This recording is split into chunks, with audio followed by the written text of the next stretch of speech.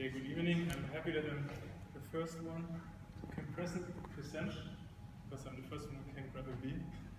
I would like to talk about a topic which touches agriculture, precision agriculture, and ongoing research with neural networks for research in fertilization, precise fertilization. It's a practical thing. So, well, first to the background.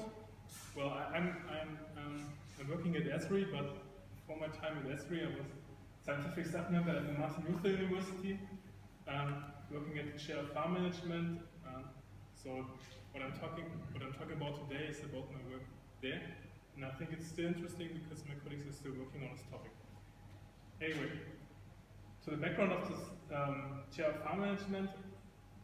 Why is the chair of farm management working on such a topic? Because research on increasing efficiency of crop production, and the focus is on finding the best ratio of input costs or investment in crop production and monetization. So it's different about doing everything to increase the crop production or keeping the ratio of earning money. Okay. Today I want to talk about fertilization with phosphorus, but it's exemplified. So I'm talking about, I show you maps, I'm talking about money, I'm talking about amounts of fertilizer, but it's just an example of it's a conclusion of many years of research. Okay, so I want to skip some details and just try to talk about some interesting aspects. Okay, let's start with the topic as well. I want to show you our test site. It's a crop field located in Görzig in Sachsen-Anhalt. It's over here, and it's a 65 hectares big field. Compared to field size in Western Germany, it's considered as big, but this field size isn't that big in Saxony-Anhalt because this farm, which managed this field, has an overall crop field size of 2,000 hectares. So yeah, this is a small part of the whole farm. Anyway, it's quite big, so when you're doing field research and you stay here and forget something in your car, you have to walk for a while. You can't say I'm back in a minute, you will be back in half an hour or later. Okay, let's go to fertilization. If a farmer decides to produce crop, then he has to follow a fertilization ordinance. It's called in German Düngeverordnung. Which and every federal state in Germany has its own Düngeverordnung or fertilization ordinance, and it contains rules of fertilization depending on crop type, soil conditions, physical and chemical, and says there the farmer has to take samples, mandatory samples, to check how much nutrition is still in the soil, so that he just put this amount of fertilizer on the field he needs for the crop, which is upcoming, which is expected. But the rule says we take a couple of samples, walking a Z shape, whatever, mixing everything together, go to the lab and has one number for phosphorus in the field, one value for pH, for example. Depending on the size, it says crop fields who are larger than 2 hectares need 2 samples. So in the end, you end up having 2 or 3 samples for this huge crop field, and decide how much fertilizers you apply on this field.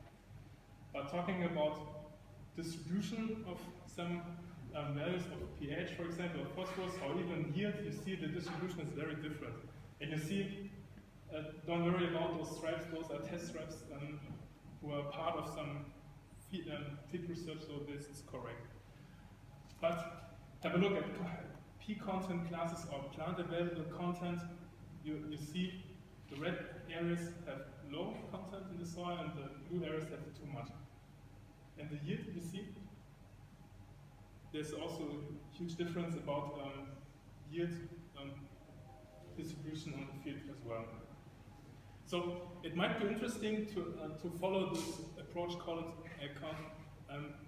precision agriculture, starting a crop protection with site-specific fertilization and demand-oriented fertilization. So you try to know on each spot how much fertilizer you need regarding the expected crop yield. And comparing uniform or equally application and a precise application, you see, if you would compare those two kinds of fertilization, you see, with you have a huge areas with a lack of fertilizer or nutrition you would usually need because of a high yield output, and you have a lot of areas with too much. You have areas with too much or too less application of fertilizer, and almost no area with correct amount of fertilizer. So you need to see precision agriculture would be very helpful. And so talking about costs, if you would apply fertilizers equally, depending regarding your 2 or 3 measurements, you would apply fertilizer of phosphorus and lime of about 7,500 euros.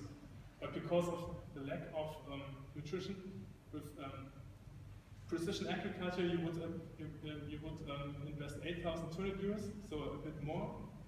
But talking about a lack of nutrition for the crop field, you have yield effect or yield deficit of 7,000 euros. So this is the amount of money you lose because you don't fertilize demand-orientated. So it's a good thing to follow the approach of precision agriculture. It's an easy calculation. If you would apply this, you just win, you get more money, you earn more money.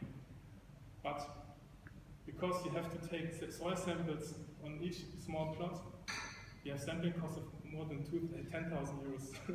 So you're going to lose money when you follow this approach. But still, precision agriculture is still worth, because talking about, for example, pH value, you have to test it, and the pH value controls the availability of nutrition. So even if you apply phosphorus or other nutrients equally on the field, if the pH value is not correct, the nutrients are not available for the soil, for the plants. So it's very mandatory to collect the data for the pH value. And talking about precision agriculture and demand-oriented application of fertilizer, each kilogram of phosphorus, for example, is an investment in more crop and more cash flow. And each kilogram you save, it's a saving of money.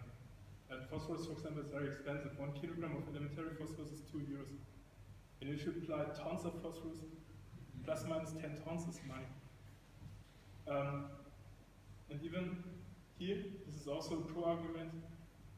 If you apply this amount of nutrition on each spot, you really need for the crop. It's also matched environmental protection laws, because phosphorus is not washed away or flushed away into the rivers or the lakes. And the farmers has to follow very strict legal requirements, and with precision agriculture they are able to match them. Every farmer with this size, who manage this size of crop field, has huge problems when he applies fertilizer very unique or equally. Good. So precision agriculture is still worth, but the sampling costs are too high. And talking about phosphorus, because there are good relationships between the availability of phosphorus in the soil. With soil physical and soil chemical conditions, for example, grain size, soil type, water content, soil compaction, pH value, it's possible to determine or to estimate the content of phosphorus in the soil. So the aim is of this idea to approximate the content of phosphorus in the soil without measuring it. Just use other soil physical and other soil chemical conditions to explain the availability of phosphorus. And because it's a nonlinear relation, we thought, my colleagues thought, self-learning algorithms can help to approximate phosphorus, and we use neural networks for this. So, in the first run, we were very naive. Yeah?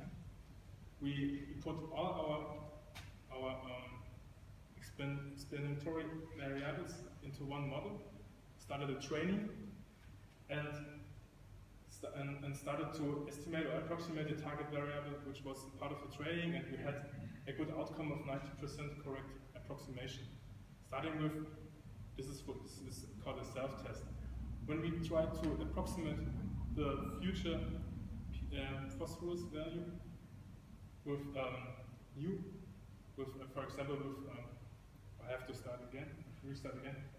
In the training of a neural network, we have that for this kind of input data, some input data is static, you have to measure it once, and other input data is variable. For example, yield outcome changes every year, and even the pH content or the pH values changing every year. So this is those two types you have to measure every year. So this is the thing. What comes to the training comes to the input data every year as a new input. And for the upcoming year, we have an approximation correct approximation of 10%. So yeah. So we thought this approach isn't the correct way, because and the problem we had, there were multiple sources of error. For example, talking about learning behavior of neural networks, the range of values differ from each year. For example, talking about crops, you have crops who have a yield of 10 tons per hectare. You have crops with 40 tons per hectare. And if you start a training with yield with the plain values, for example, with 4 tons per hectare on a whatever spot, and the next year you have values of 10 or more, the neural network can't approximate the target value very correct. And then we have measurement inaccuracies. The sensors will help us to measure, for example, the pH content or even the soil electric conductivity.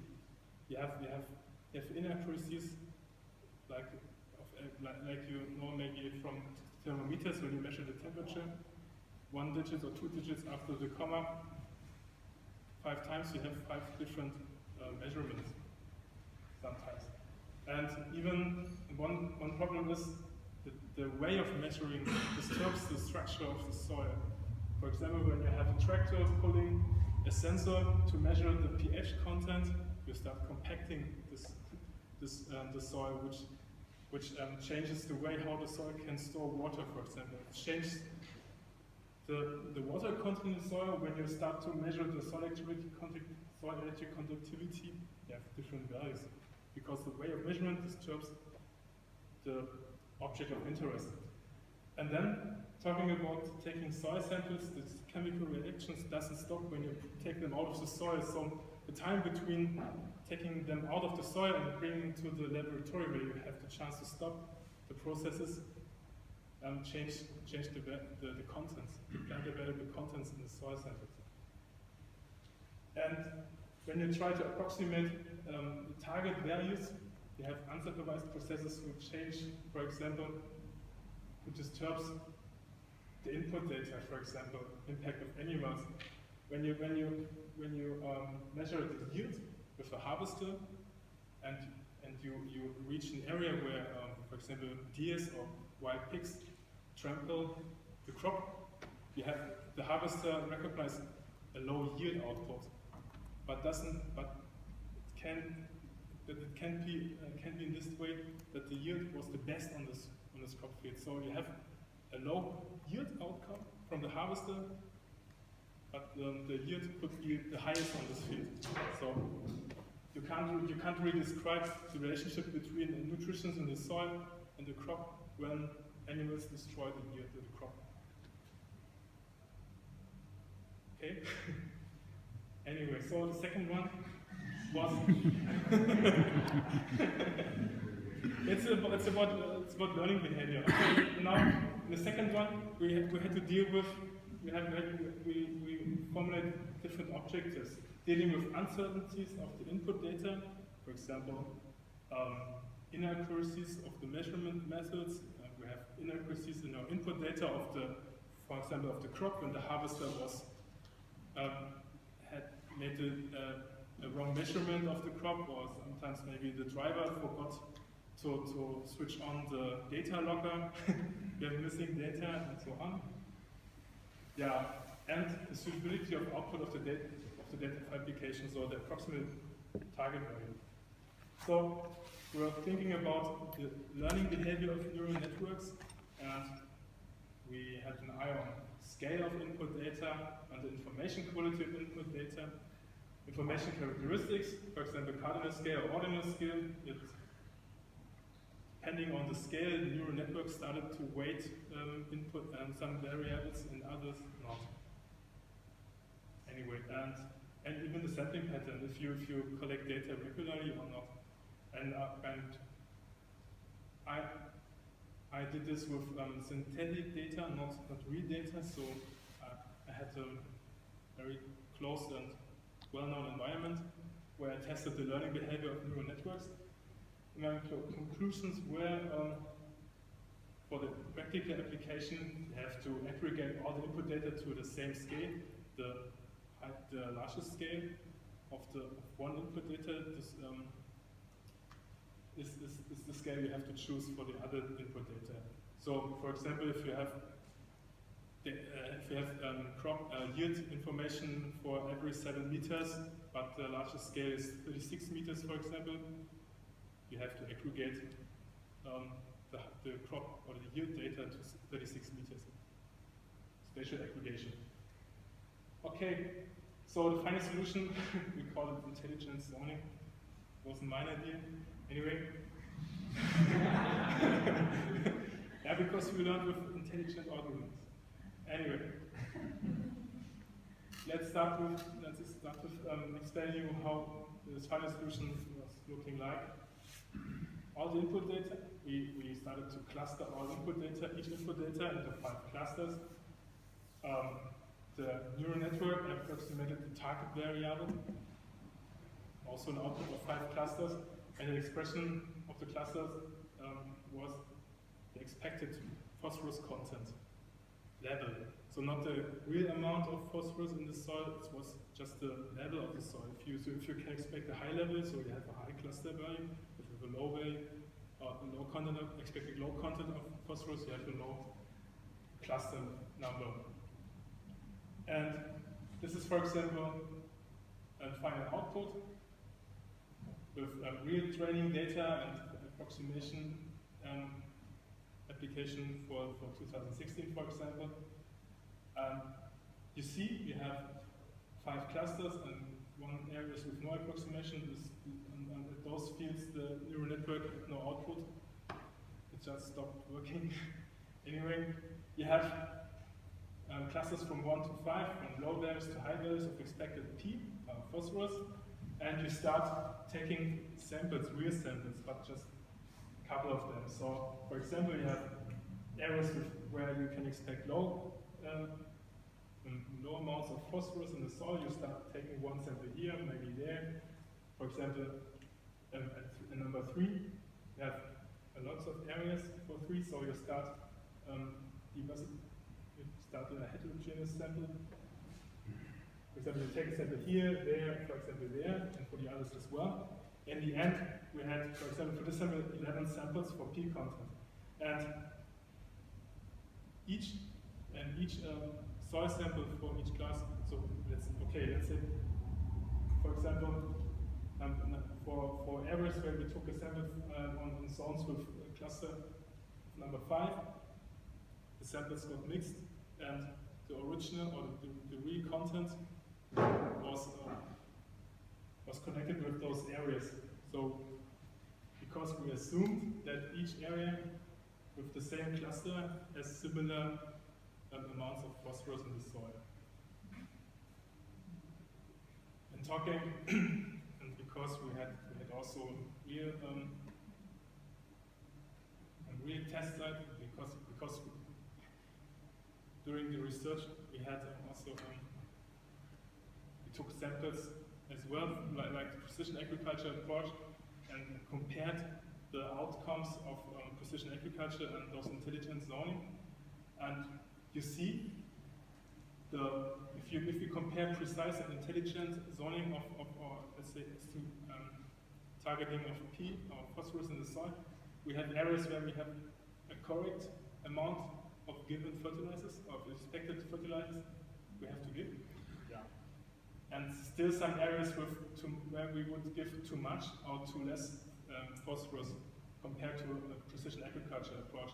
But the gap between too less and correct was very narrow. So in the end, it was, okay, you still have some areas where the approximation wasn't that correct, but the non-correct approximated areas were also close to the precision agriculture testing. Anyway, the difference in money between precision agriculture and intelligent fertilization was, for example, 48 euros of total giving amount of phosphorus, which is quite small amount. If we're talking about 2 kilogram of phosphorus, 2 euros per kilogram phosphorus, it's not that much money. And so, and the overall cost for soil sampling, taking the 11 soil samples for phosphorus, for measurement in the laboratory and measuring or collecting data for pH value, we have overall cost of 2,300 euros, which is quite okay. So let's conclude. We have an approach or a potential good approach which helps us to get fertilization routes who are close to precision agriculture approach, but with less cost. Remember, we had costs of more than 8,000. Okay. There are some open questions. I want to formulate them after this slide. So I was asked where was the GIS approach?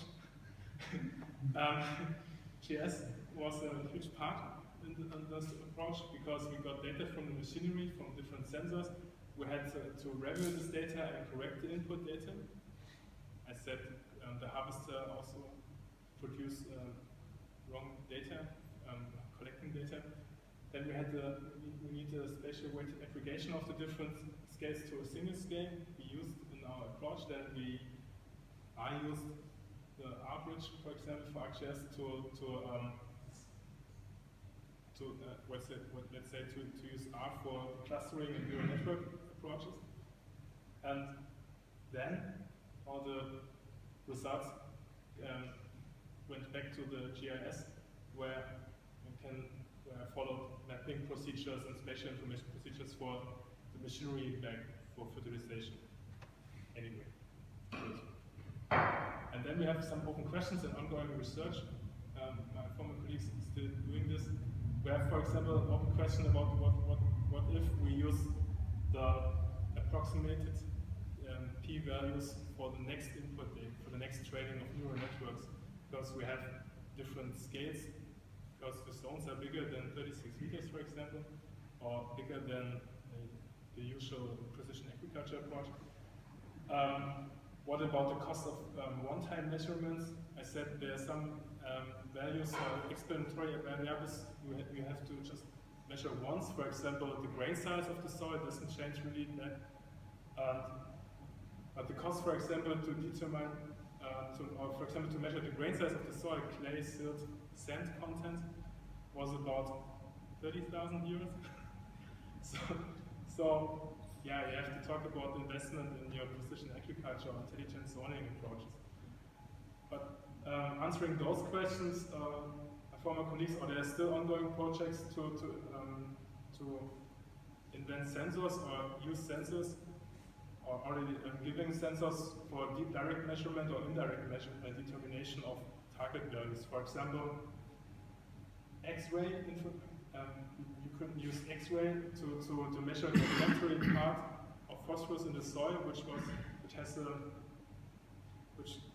this information can increase the approximation of plant available phosphorus, which is the target variable. Okay. And one thing I want to say is about this approach doesn't follow spatial relations. We just explained the relationship between phosphorus and other variables on spot, but in the beginning of my research, I forgot to remove in R the ID field. So with the ID field or feature ID field, we have spatial information, and if you use the spatial information, you can increase the quality of the approximation. But it's in my time, because the time window was very narrow, I didn't have the chance to have an eye on this, because the approach you create or you invent or whatever you do research on has to work on other fields too, so you can't use the ID field or even coordinates. You can't use them. You have to find another way to describe spatial relationships. Okay, thank you.